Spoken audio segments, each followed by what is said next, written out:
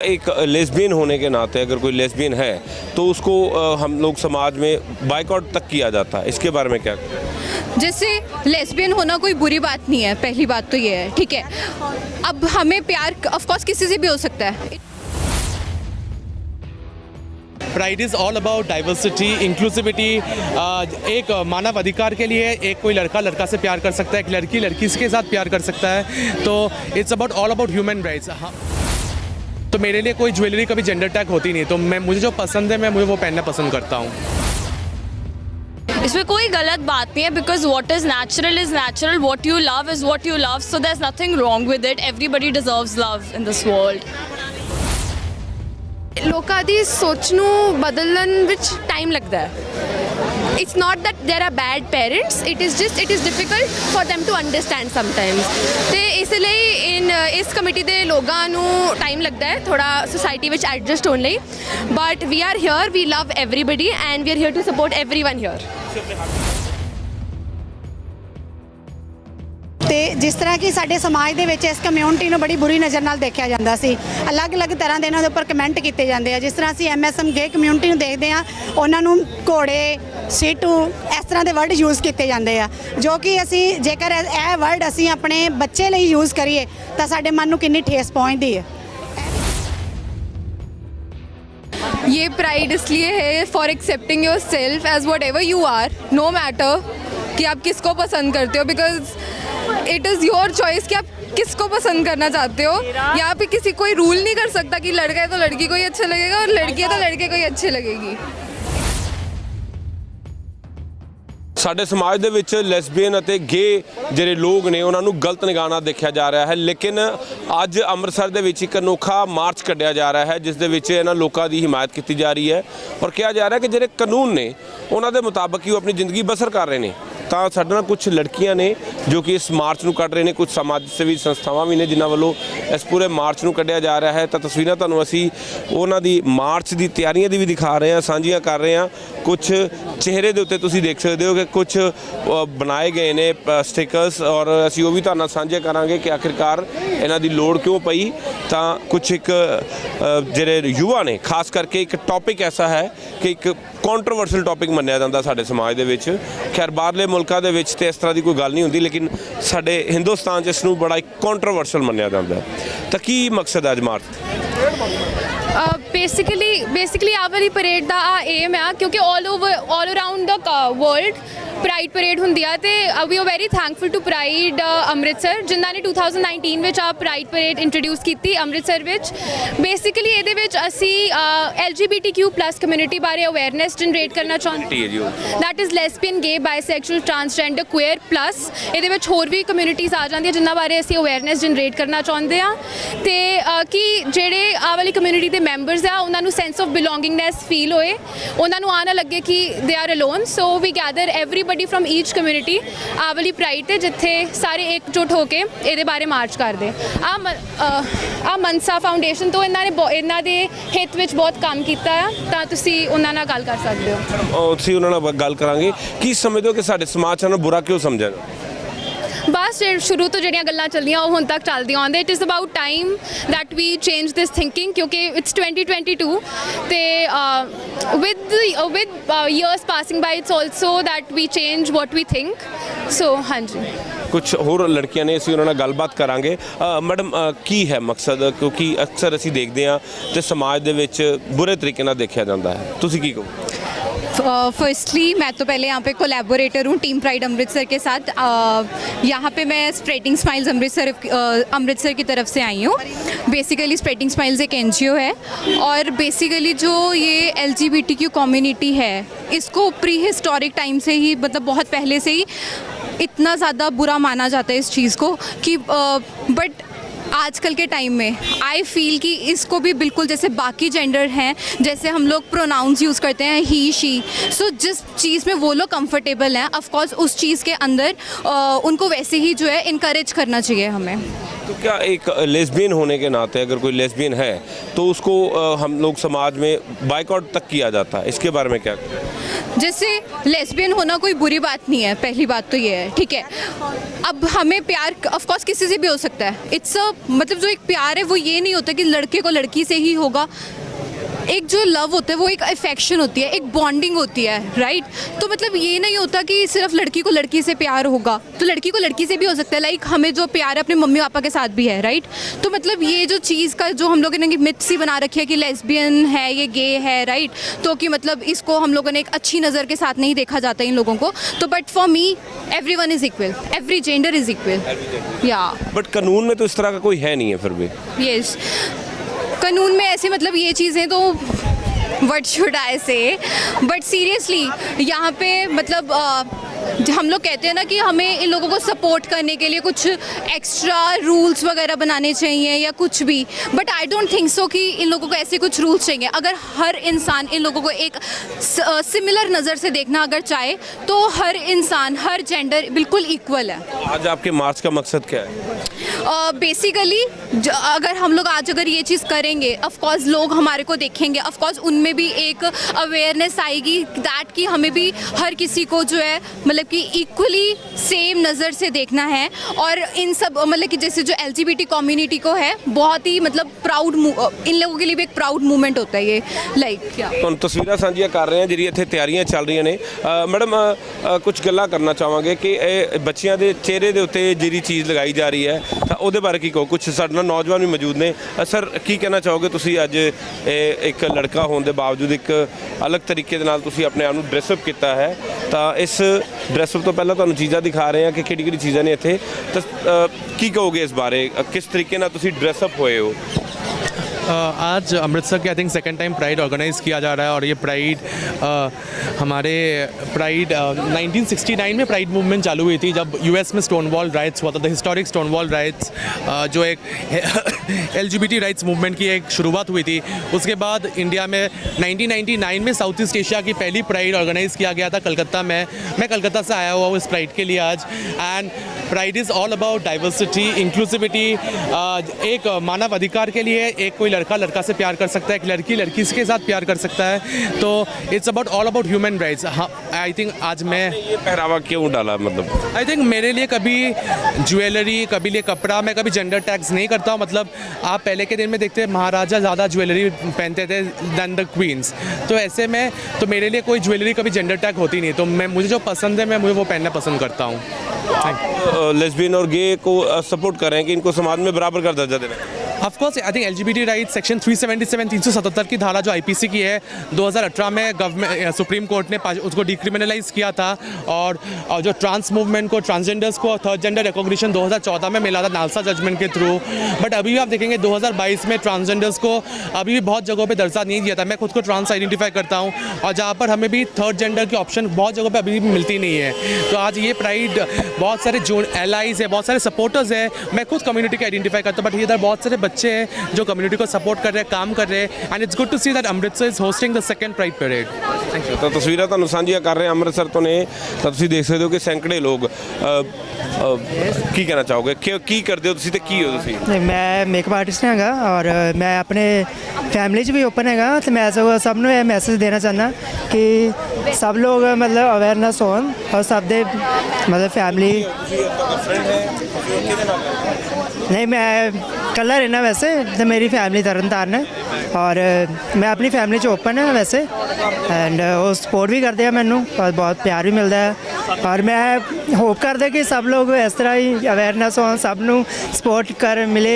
ਖੁਦ ਉਸ ਕਮਿਊਨਿਟੀ 'ਚ ਤੁਸੀਂ ਕਿਹਾ ਕਿ ਮੈਂ ਹਾਂ, ਤੇ ਕਿਸ ਤਰ੍ਹਾਂ ਦੇ ਚੈਲੰਜਸ ਤੁਸੀਂ ਫੇਸ ਕਰ ਰਹੇ ਹੋ ਸਮਾਜ ਦੇ ਵਿੱਚ? चैलेंजेस तो कोई इस तरह के कोई डिफिकल्ट नहीं है मेरे वास्ते, बट ठीक है। तो थोड़े लोग हैं जोड़े थोड़े कभी कभी थोड़े टीस करते हैं।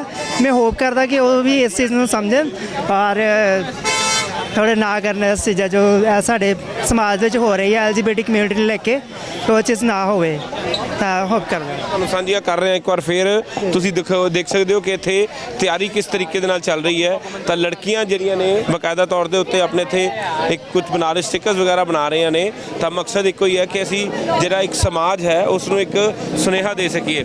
ਹਾਂਜੀ ਮੈਡਮ, ਕੀ ਕਹਿਣਾ ਚਾਹੋਗੇ? ਤੁਸੀਂ ਅੱਜ ਇੱਥੇ ਆਏ ਹੋ, ਕੀ ਮਕਸਦ ਹੈ, ਕਿਸ ਨੂੰ ਸਪੋਰਟ ਕਰ ਰਹੇ ਹੋ? To support equality and love for all genders, because Just because you're different does not mean that you don't deserve love, because love is equality and equality is love.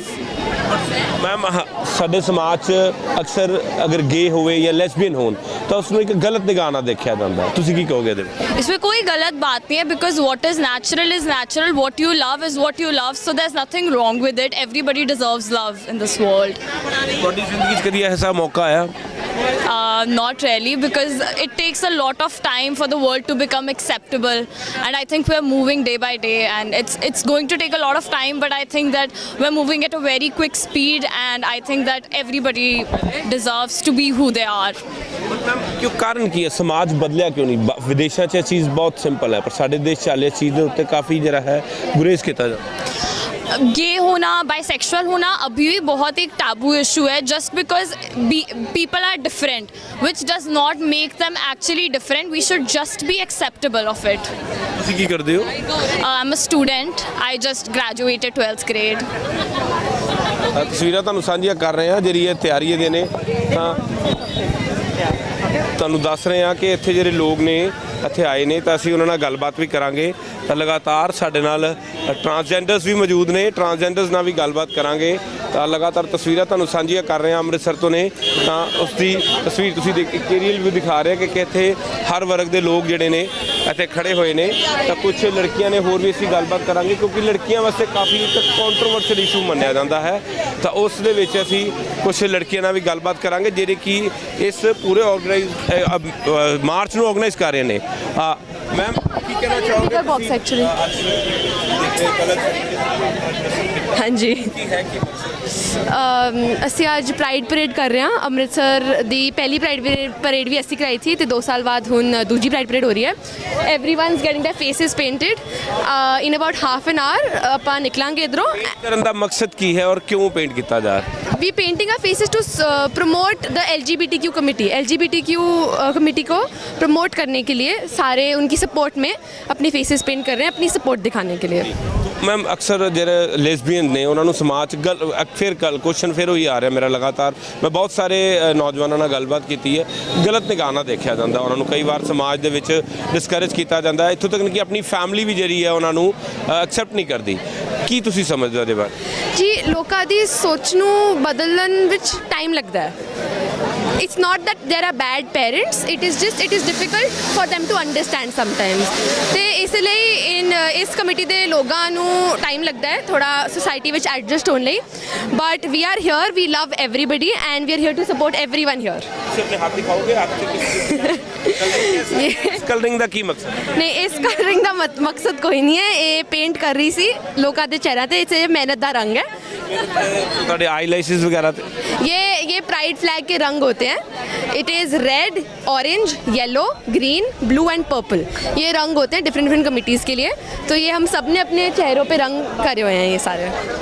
ਤਸਵੀਰਾਂ ਸਾਂਝੀਆਂ ਕਰ ਰਹੇ ਹਾਂ ਕਿ ਕਿਸ ਤਰੀਕੇ ਦੇ ਨਾਲ ਤਿਆਰੀਆਂ ਕੀਤੀਆਂ ਜਾ ਰਹੀਆਂ। ਤੁਸੀਂ ਦੇਖ ਸਕਦੇ ਹੋ ਕਿ ਇੱਕ ਲੜਕੀ ਵੱਲੋਂ ਇੱਕ ਲੜਕੀ ਦੇ ਚਿਹਰੇ ਦੇ ਉੱਤੇ ਲਗਾਇਆ ਜਾ ਰਿਹਾ ਹੈ ਅਤੇ ਉਹਨਾਂ ਨੂੰ ਇਨਕਰੇਜ ਕੀਤਾ ਜਾ ਰਿਹਾ ਕਿ ਜਿਹੜੀ ਕਮਿਊਨਿਟੀ ਹੈ ਉਹਦੇ ਨਾਲ ਉਸ ਨੂੰ ਸਹੀ ਤਰੀਕੇ ਨਾਲ ਦੇਖਿਆ ਜਾਵੇ। ਸਾਡੇ ਨਾਲ ਟਰਾਂਸਜੈਂਡਰਸ ਵੀ ਮੌਜੂਦ ਨੇ, ਟਰਾਂਸਜੈਂਡਰ ਵੀ ਇੱਥੇ ਪੁੱਜੇ ਨੇ, ਤਾਂ ਅਸੀਂ ਉਹਨਾਂ ਨਾਲ ਗੱਲਬਾਤ ਕਰਾਂਗੇ।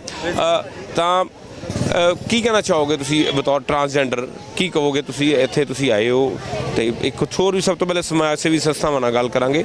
ਕੀ ਹੈ ਤੁਹਾਡੀ ਸੰਸਥਾ ਦਾ ਨਾਮ? ਕੀ ਮਕਸਦ? ਫਾਊਂਡੇਸ਼ਨ। ਮੈਂ ਇਹੀ ਕਹਿਣਾ ਚਾਹਾਂਗੀ ਕਿ ਜਿਸ ਤਰ੍ਹਾਂ ਮੈਂ ਪਿਛਲੇ ਰੈਗੂਲਰ 15 ਸਾਲ ਤੋਂ ਇਸ ਕਮਿਊਨਿਟੀ ਦੇ ਨਾਲ ਕੰਮ ਕਰ ਰਹੀ ਹੈਗੀ ਹਾਂ, LGBT ਕਮਿਊਨਿਟੀ ਦੇ ਨਾਲ ਖੁਦ, ਠੀਕ ਹੈ। ਮੈਂ ਖੁਦ ਕਮਿਊਨਿਟੀ ਵਿੱਚੋਂ ਹਾਂ, ਠੀਕ ਹਾਂ, ਠੀਕ ਹੈ। ਤੇ ਜਿਸ ਤਰ੍ਹਾਂ ਕਿ ਸਾਡੇ ਸਮਾਜ ਦੇ ਵਿੱਚ ਇਸ ਕਮਿਊਨਿਟੀ ਨੂੰ ਬੜੀ ਬੁਰੀ ਨਜ਼ਰ ਨਾਲ ਦੇਖਿਆ ਜਾਂਦਾ ਸੀ, ਅਲੱਗ-ਅਲੱਗ ਤਰ੍ਹਾਂ ਦੇ ਇਹਨਾਂ ਦੇ ਉੱਪਰ ਕਮੈਂਟ ਕੀਤੇ ਜਾਂਦੇ ਆ। ਜਿਸ ਤਰ੍ਹਾਂ ਅਸੀਂ MSM ਗੇ ਕਮਿਊਨਿਟੀ ਨੂੰ ਦੇਖਦੇ ਹਾਂ, ਉਹਨਾਂ ਨੂੰ ਘੋੜੇ, ਸੀਟੂ, ਇਸ ਤਰ੍ਹਾਂ ਦੇ ਵਰਡ ਯੂਜ਼ ਕੀਤੇ ਜਾਂਦੇ ਆ, ਜੋ ਕਿ ਅਸੀਂ ਜੇਕਰ ਇਹ ਵਰਡ ਅਸੀਂ ਆਪਣੇ ਬੱਚੇ ਲਈ ਯੂਜ਼ ਕਰੀਏ ਤਾਂ ਸਾਡੇ ਮਨ ਨੂੰ ਕਿੰਨੀ ਠੇਸ ਪਹੁੰਚਦੀ ਹੈ। ਇਹ ਵੀ ਕਿਸੇ ਦੇ ਬੱਚੇ ਨੇ। ਸਪੋਜ਼ ਕਰ ਲਓ ਮੇਰੇ ਘਰ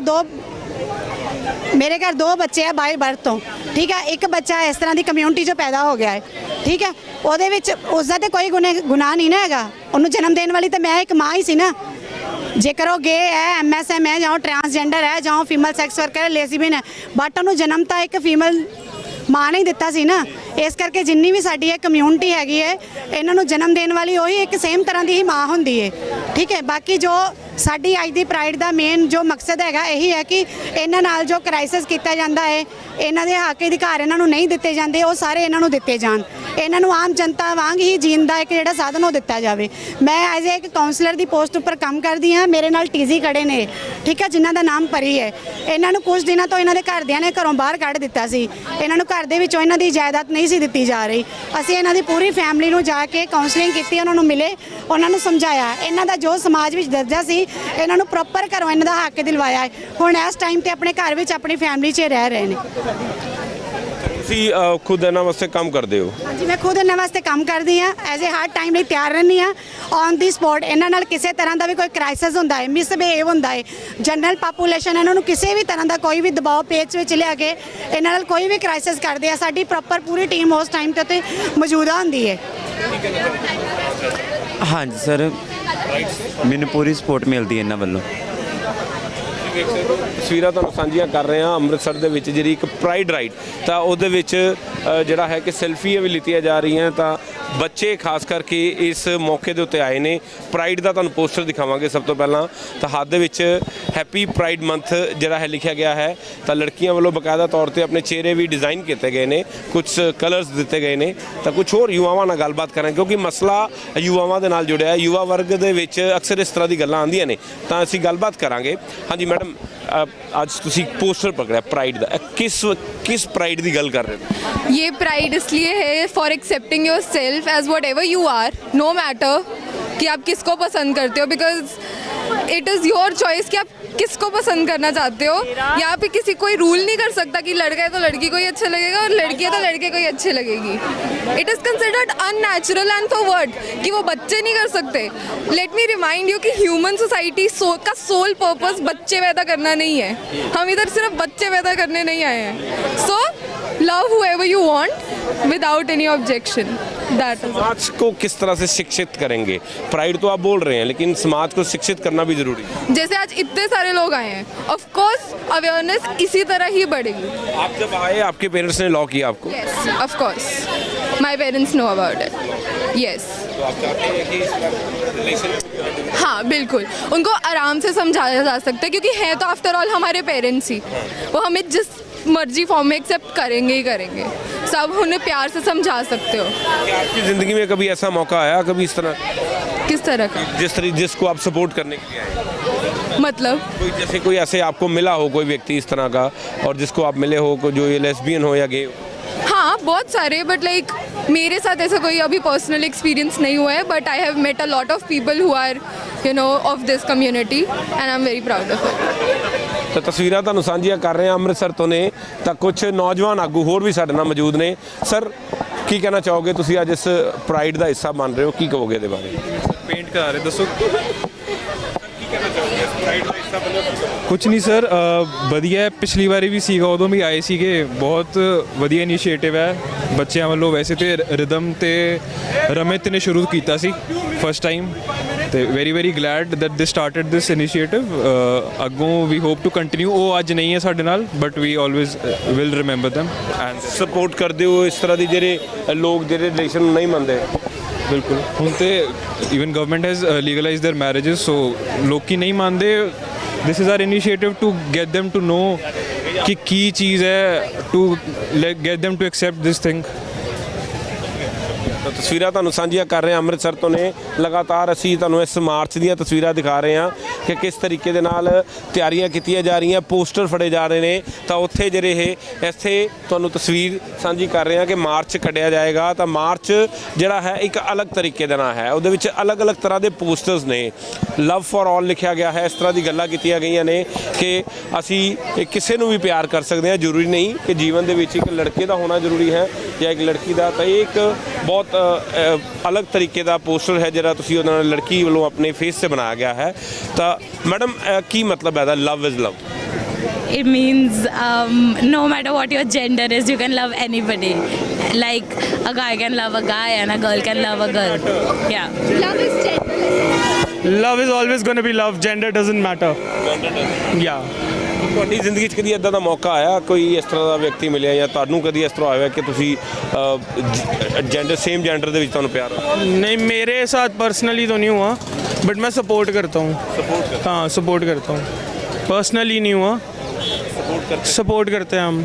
ਤਾਂ ਤੁਸੀਂ ਵੇਖ ਸਕਦੇ ਹੋ ਕਿ ਸਪੋਰਟ ਕਰਦੇ ਰਹਾਂਗੇ। ਤਾਂ ਉਹਨਾਂ ਨੇ ਕਿਹਾ ਕਿ ਅਸੀਂ ਉਹਨਾਂ ਲੋਕਾਂ ਵਾਸਤੇ ਆਏ ਹਾਂ ਕਿ ਜਿਹੜੇ ਜਾਂ ਲੈਸਬੀਅਨ ਨੇ ਜਾਂ ਗੇ ਨੇ ਜਾਂ ਟਰਾਂਸਜੈਂਡਰਸ ਨੇ, ਤੇ ਉਹਨਾਂ ਦੀ ਸਪੋਰਟ ਵਾਸਤੇ ਅੱਜ ਅਸੀਂ ਇੱਥੇ ਆਏ ਹਾਂ। ਤਾਂ ਤਸਵੀਰਾਂ ਲਗਾਤਾਰ ਇੱਕ ਕੰਟਰੋਵਰਸ਼ਲ ਟੌਪਿਕ ਸਾਡੇ ਸਮਾਜ ਵਾਸਤੇ ਮੰਨਿਆ ਜਾਂਦਾ ਹੈ, ਲੇਕਿਨ ਅੱਜ ਦਾ ਯੁਵਾ ਵਰਗ ਇਸ ਨੂੰ ਜਿਹੜਾ ਹੈ ਕੰਟਰੋਵਰਸ਼ਲ ਨਹੀਂ ਮੰਨਦਾ। ਉਹਨਾਂ ਨੇ ਕਿਹਾ ਕਿ ਸਾਡੇ ਜਿਹੜੇ ਰਾਈਟਸ ਨੇ, ਅਸੀਂ ਆਪਣੇ ਰਾਈਟਸ ਦੇ ਅਕੋਰਡਿੰਗਲੀ ਹੀ ਗੱਲ ਕਰ ਰਹੇ ਹਾਂ। ਤਾਂ ਕੁਝ ਹੋਰ ਵੀ ਲੜਕੀਆਂ ਸਾਡੇ ਨਾਲ ਮੌਜੂਦ ਨੇ, ਅਸੀਂ ਗੱਲਬਾਤ ਕਰਾਂਗੇ।